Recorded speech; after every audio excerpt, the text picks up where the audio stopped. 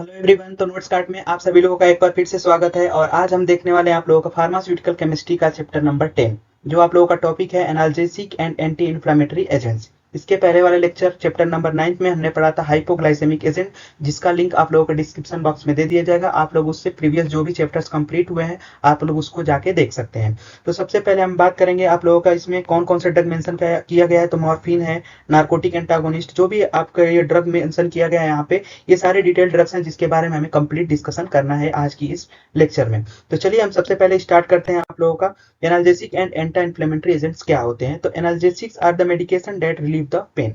Pen को relieve करने के लिए जो भी यूज करते हैं उसे एनाल्जेसिक बोलते हैं। और एंटी इन्फ्लामेटरी ड्रग्स वो होती है जो कि हमारी बॉडी में जो भी इन्फ्लेमेशन हुआ है या किसी ट्रॉमा के कारण या किसी इन्फेक्शन के कारण जो भी इन्फ्लामेशन होता है उसको ट्रीट करने के लिए हम एंटी इन्फ्लामेटरी ड्रग्स का यूज करते हैं। Both types of the medications are used to treat a variety of conditions including headache, muscle ache, arthritis and fever. They are two main types of the analgesic. Two types का mainly analgesic को classify किया गया है, opioid analgesic and non opioid analgesic. ठीक है, ये जो topic है आप लोगों का बहुत ही इंपॉर्टेंट है क्योंकि इससे एक क्वेश्चन थ्योरी में आप लोगों का फिक्स है। लॉन्ग आंसर क्वेश्चन में एक आप लोगों को डिटेल डिस्क्रिप्शन में आता है, जनरली आ ही जाता है आप लोगों के थ्योरी वाले एग्जाम में, तो ये बहुत ही इंपॉर्टेंट है।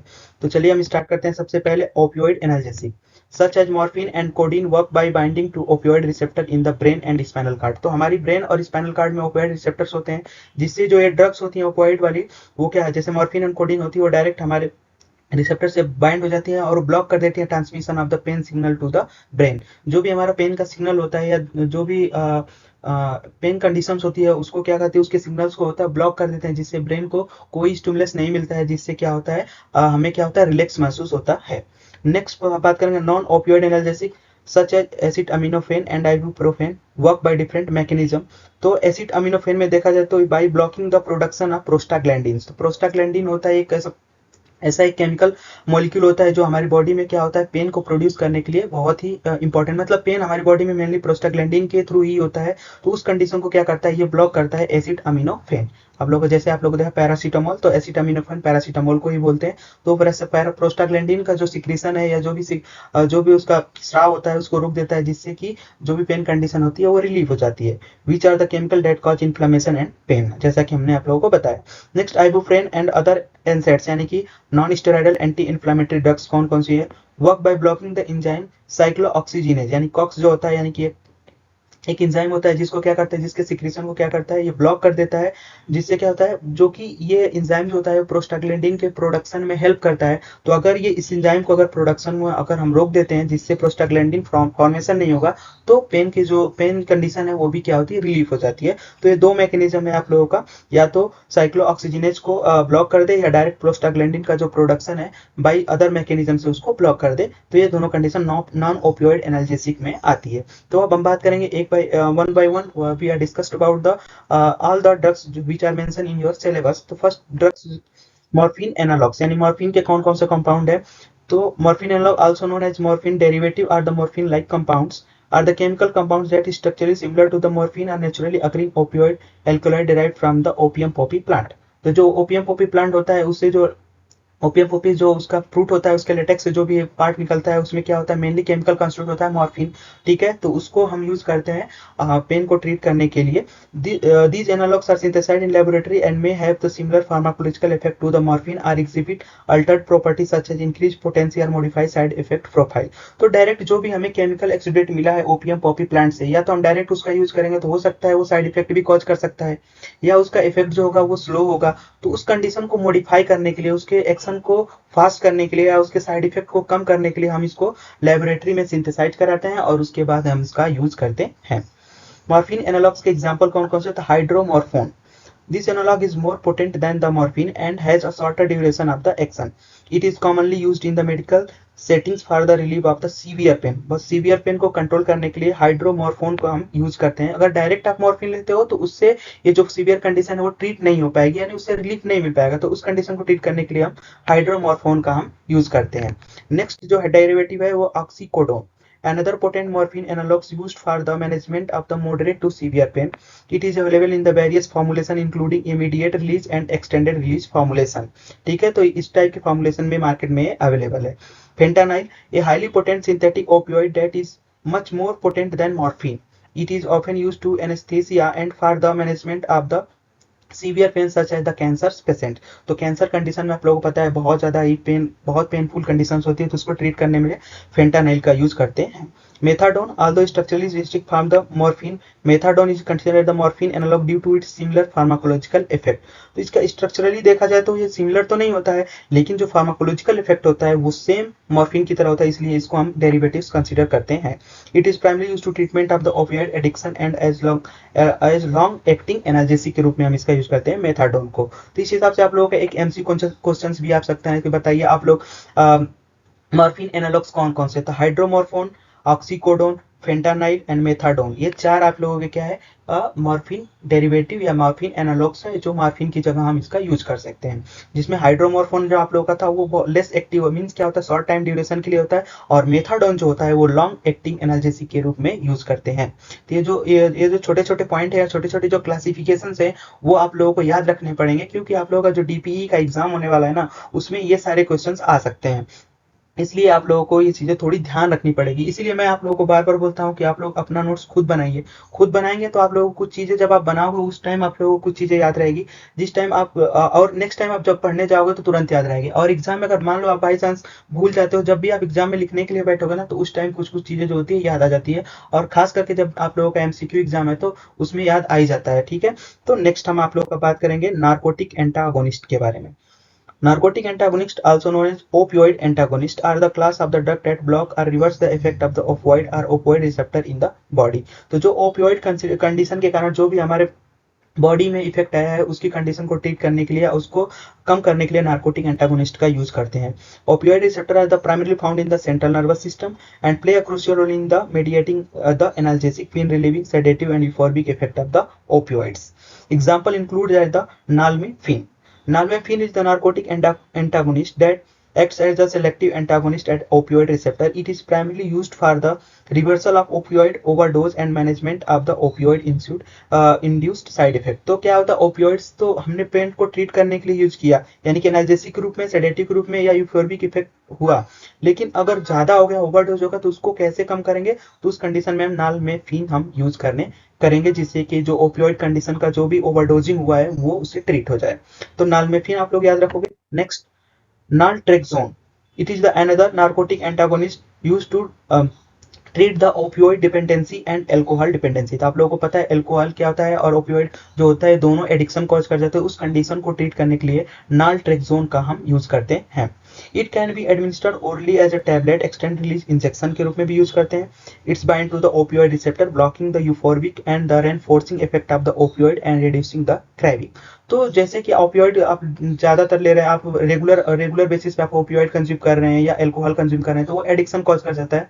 उस कंडीशन को हैम्पर करने के लिए, रोकने के लिए, उसमें कंडीशन में हम नेट्रोलेक्सोन का यूज करते हैं। Naloxone is a potent narcotic antagonist that are used to the emergency treatment of the opioid overdosing। अगर ओपियोइड पॉइजनिंग हो जाती है, ओवरडोजिंग कारण कोई क्लिनिकल कंडीशन आ जाती है, उस कंडीशन को हमें ट्रीट करने के लिए, ओवरकम करने के लिए नेलोक्सोन का यूज करते हैं।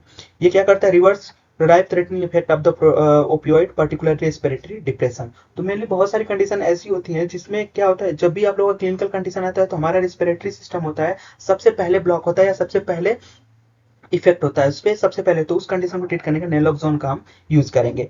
Typically administered by the injection या nasal spray and work by the competitively binding to the opioid receptor, displacing opioid agonist and rapidly reverse their effect। उसका जो ओपियोइड का जो इफेक्ट हमारी बॉडी में चल रहा है उसको क्या करते हैं, रिवर्स करने का काम करता है। तो एक क्वेश्चन आप लोगों के लिए कि क्या बताइए, इंजेक्शन और नेजल स्प्रे में सबसे ज्यादा इफेक्ट किसका होगा, यानी कि सबसे पहले एक्ट कौन सा करेगा, तो नेजल स्प्रे। आप लोग याद रखिएगा, जो कि इनहेलेशन जो रूट ऑफ ड्रग एडमिनिस्ट्रेशन होता है वो सबसे फास्ट एक्टिंग होता है।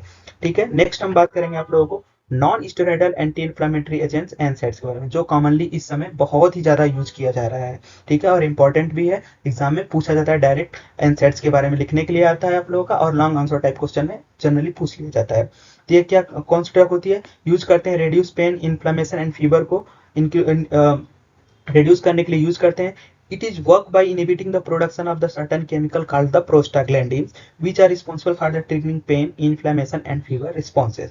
तो प्रोस्टाग्लैंडिन एक केमिकल होता है जो आप लोगों के बॉडी में पेन, इन्फ्लेमेशन और फीवर कंडीशन को क्रिएट करता है, जिसको ट्रीट करने के लिए हम एनसेड्स का यूज करते हैं। अब इसका क्लासिफिकेशन देखा जाए तो non selective NSAIDs diclofenac, ibuprofen, indomethacin, ketorolac, mefenamic acid, meloxicam, naproxen and sulindac. यानी कि नॉन सेलेक्टिव एनसेड मींस क्या, जो आप लोगों का कॉक्स इनहिबिटर यानी कि साइक्लोऑक्सीजिनेस था, एंजाइम था, उस पे ये एक्ट नहीं करेगा। इसका जो मैकेनिज्म ऑफ एक्शन होगा वो कोई दूसरा होगा। लेकिन दूसरा आपका है कॉक्स 2 सेलेक्टिव एनसेड, यानी कि ये आप लोगों के कॉक्स 2 जो आप लोगों का एंजाइम है उस पे डायरेक्ट ये एक्ट करेगा। उसमें एग्जांपल है celecoxib, valdecoxib, main drug in syllabus, यानी कि आप लोगों को सिलेबस में कौन कौन से ड्रग दे रखी है, उस कौन कौन सा हमें डिटेल पढ़ना है। तो सबसे पहले aspirin, diclofenac, ibuprofen, piroxicam, celecoxib, mefenamic acid, paracetamol and aceclofenac. ये आप लोग ड्रग है जो हमने डिटेल पढ़नी है। तो चलिए स्टार्ट करते हैं सबसे पहले एस्पिरिन के बारे में। इसे हम क्या बोलते हैं, एसिटाइल सैलिसिलिक एसिड भी बोलते हैं। केमिकल नेम 2 एसिटाइलऑक्सी बेंजोइक एसिड, इसका क्या है केमिकल नेम है और आप लोगों को याद रखना है, इंपॉर्टेंट है ये। Use aspirin is used to reduce fever and relieve mild to moderate pain from the conditions such as muscle ache, toothache, common cold and headache. It may also be used to reduce pain and swelling in the conditions such as the arthritis. तो arthritis condition में भी इसका हम use करते हैं। Mild और moderate जब भी पेन होता है तो आप लोग इसको यूज कर सकते हैं, कोई दिक्कत नहीं है। Stability and storage condition, cool and dry places, stored at the room temperature and direct sunlight is prohibited. Type of formulation tablet market में अवेलेबल है। Popular brand name Ecosprin, Disprin, Loprin, Aspent, Aspro, Codopyrin and Zosprin. एक chemical structure यहाँ पे देखिए, आप लोग एक बार draw जरूर कीजिएगा इसको, क्योंकि इसका जो केमिकल स्ट्रक्चर है ये भी बहुत ही इंपॉर्टेंट है और आप लोगों का एमसीक्यू में आ सकता है। तो एक क्वेश्चन ये भी बनता है, बहुत सारे एमसीक्यू में आता है कि एस्पिरिन किस कंडीशन में कॉन्ट्रा इंडिकेटेड होता है। तो डेंगू कंडीशन में एस्पिरिन को हम यूज नहीं करते हैं, क्योंकि ये क्या करता है, जो ये ब्लड थिनर के रूप में भी यूज करता है, यानी कि ब्लड को क्या करता है, थिन कर देता है, जिससे जो प्लेटलेट्स का डिस्ट्रक्शन होता है वो बढ़ जाता है। इसलिए डेंगू कंडीशन में एस्पिरिन कभी नहीं दिया जाता है, याद रखिएगा आप लोग ये। नेक्स्ट हम बात करेंगे डाइक्लोफिनेक। केमिकल नेम देखा जाए तो 2,2,6 डाइक्लोरो एनिलिनो फिनाइल एसिटिक एसिड, इसका क्या है केमिकल नेम है। यूजेस देखा जाए तो इसको diclofenac in medication that reduce swelling, inflammation and pain. It is used to treat aches and pains as well as problem with joints, muscles and bones. Storage and stability condition, cool dry places at room, stored at room temperature, direct sunlight is prohibited. Type of formulation tablets, injections and topicals, यानी कि cream, topicals use creams आते हैं बहुत सारे market में। Popular brand name है आपका डाइवोन, जोरवोलेक्स, NAAC, Voveran, डाइक्लोटाल, डोलोकाइन, डाइनापार, ट्रोमैक्स। ये कुछ पॉपुलर ब्रांड नेम है। अगर आप किसी हॉस्पिटल पे हो या किसी मेडिकल शॉप पे हो, वहाँ पे अगर आप रहते हो तो कॉमनली यूज की जाने वाली ड्रग है। तो आप लोगों को वहाँ पे ब्रांड नेम कोई याद हो तो यहाँ पे आप लोग लिख सकते हो, कोई दिक्कत नहीं है। केमिकल स्ट्रक्चर, ये इसका केमिकल स्ट्रक्चर है, अलग ज़्यादा इंपॉर्टेंट नहीं है एज आप लोगों के सिलेबस पॉइंट ऑफ व्यू से, लेकिन फिर भी आप लोग ट्राई कीजिएगा इसे याद रखना है, क्योंकि कॉमनली यूज की जाने वाली ड्रग है और कॉमनली इसके बारे में नॉलेज आप लोगों को होना बहुत जरूरी है। नेक्स्ट हम बात करेंगे आपका आइबुप्रोफेन। ये बहुत ही इंपॉर्टेंट ड्रग है, बहुत बार पूछा गया है आप लोगों के एग्जाम में। RS2,4,2 methyl propyl phenyl propanoic acid. Uses देखा जाए तो use to reduce fever, relieve minor aches and pain from the headache, muscle ache, arthritis, menstrual periods and common cold, toothache and back aches में। ये क्या करता है, common normal जो आपको पेन होता है वो उस कंडीशन को यूज करने में हम इसका यूज करते हैं। स्टेबिलिटी एंड स्टोरेज कंडीशन, तो cool dry places, stored at the room temperature and direct sunlight is prohibited.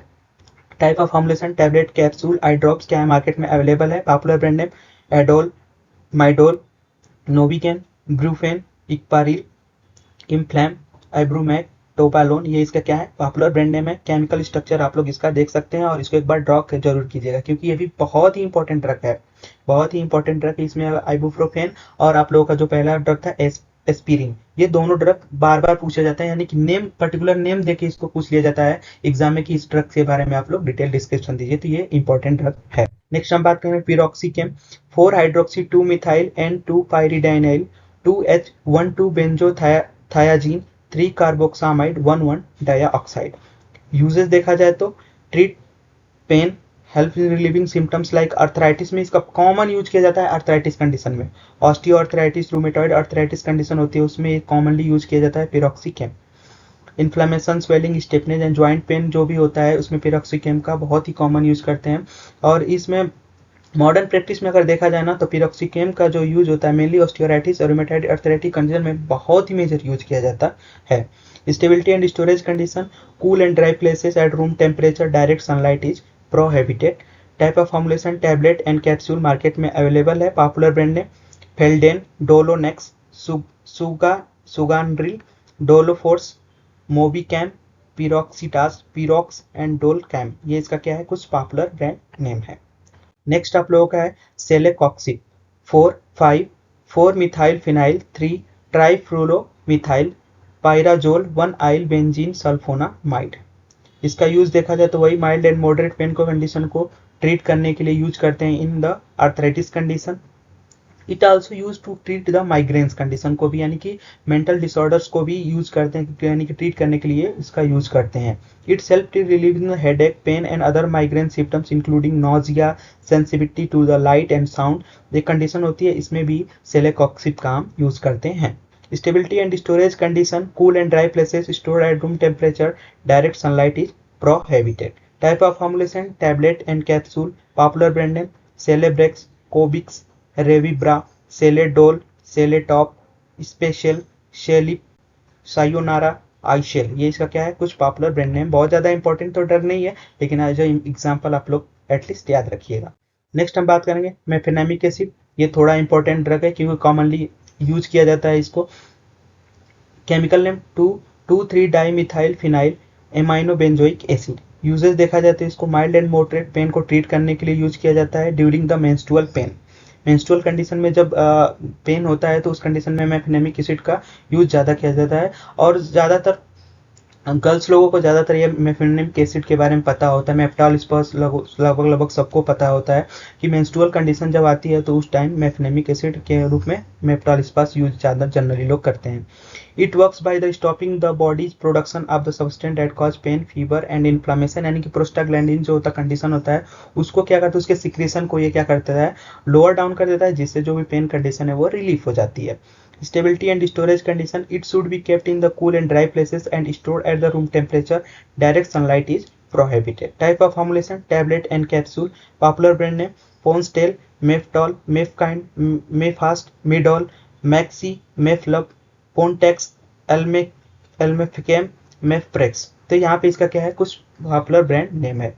तो आप लोग जनरली वीडियो को देखते हैं तो आप लोग अपना नोट्स तो अपना प्रिपेयर कीजिए, जो भी डाउट हो उसको कमेंट बॉक्स में कमेंट कीजिए, या डायरेक्ट जो भी हमारी व्हाट्सएप ग्रुप है उसमें मैसेज कीजिए, या कोई भी मोटिफिकेशन आप लोगों को लग रहा है कि हाँ ये चीज़ मॉडिफाई करना चाहिए तो उसको हम मॉडिफाई करेंगे, जिससे आप लोगों को सारी चीज़ें जो है वो ईजी समझ में आ जाए।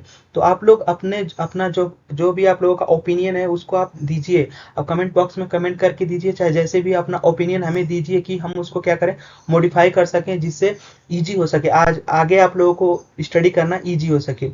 नेक्स्ट आप लोगों का है पैरासीटामोल। ये बहुत ही इंपॉर्टेंट ड्रग है, जैसा कि आप लोगों को पता ही होगा, डोलो 650। हालांकि कोविड कंडीशन में डोलो का कितना यूज हुआ है आप सभी लोगों को आइडिया लग चुका है डोलो एक्चुअल में है क्या, तो पैरासीटामोल ही डोलो है, ठीक है।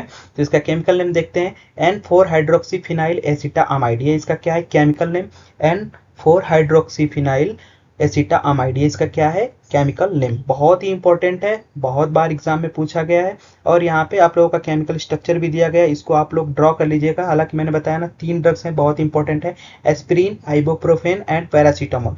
तीनों को आप लोग कम से कम 2-4 बार तो ड्रॉ कर ही लीजिएगा, वहाँ पे करके आप लोग उसको समझ लीजिएगा उसका स्ट्रक्चर कैसे है। और इसका chemical name N4 hydroxyphenyl acetamide. Uses देखा जाए तो paracetamol use to mild and moderate pain को ट्रीट करने के लिए यूज किया जाता है, और high fever means treat fever, यानी कि हाई फीवर या हाई टेम्परेचर कंडीशन आती है उसको भी ट्रीट करने के लिए पैरासीटामोल का यूज करना है। इसके साथ साथ आप लोगों को जैसा पता होगा, आप लोगों को टॉक्सिसिटी भी आप लोगों को याद रखिएगा। इसका पैरासीटामोल की टॉक्सिसिटी क्या है, तो लीवर डैमेज, यानी कि लीवर की फंक्शनिंग को क्या करता है, ये वीक कर देता है, और कई बार एमसीक्यू में पूछा जाता है टॉक्सिसिटी ऑफ द पैरासीटामोल, तो लीवर टॉक्सिसिटी इसका क्या है, आंसर होगा। तो ये भी आप लोग याद रखिएगा। स्टेबिलिटी एंड स्टोरेज कंडीशन, तो cool and dry places at room temperature, direct sunlight is prohibited. Type of formulation, tablet, syrup, injections and suspensions. Popular brand name Tylenol, Excedrin, Parasip, Calpol, Panadol, Parafast, Dolo, Fevestin, T98, Febridol, Dolopar, Gerpyrin, Crocin and Macfast. ये इसका क्या है, कुछ popular brand name है। इसके अलावा आप लोग को कोई अदर ब्रांड नेम भी पता है तो वहाँ पे ऐड कर सकते हैं। केमिकल स्ट्रक्चर आप लोग यहाँ पे देख सकते हैं और एक बार जरूर आप लोग ड्रॉ कीजिएगा। आप लोगों को जैसा कि नाम है और जैसा इसका यूटिलाइज हुआ है ड्यूरिंग कोविड या अदर देन भी, कोविड के देन भी इसका यूटिलाइजेशन बहुत ज़्यादा हो रहा है, तो इसलिए आप लोगों को आइडिया लग चुका होगा कि ये कितनी इंपॉर्टेंट ड्रग है इस टाइम। ठीक है, तो ये आप लोग ध्यान रखिएगा। नेक्स्ट आपका ड्रग है aceclofenac. Chemical name 2,2,2,2,6 dichlorophenyl amino phenyl acetyl. इसका क्या है केमिकल नेम। यूजेस क्या होता है, relieve the pain, it's relieve pain and the inflammation in condition such as rheumatoid arthritis ankylosing spondylitis. ये ऐसी कंडीशन होती है जिसमें क्या होता है, हमारी जो स्पाइन होती है और ब्रेन होता है उसमें क्या होता है कि कहीं इन्फ्लेमेशन और उसमें पेन होता है। उस कंडीशन को भी ट्रीट करने के लिए एसिक्लोफेनेक का हम यूज करते हैं। ऑस्टियो आर्थराइटिस की कंडीशन में भी इसका हम यूज करते हैं। Aceclofenac is used to treat symptoms such as the swelling, pain and stiffness of the joint associated with the rheumatoid arthritis.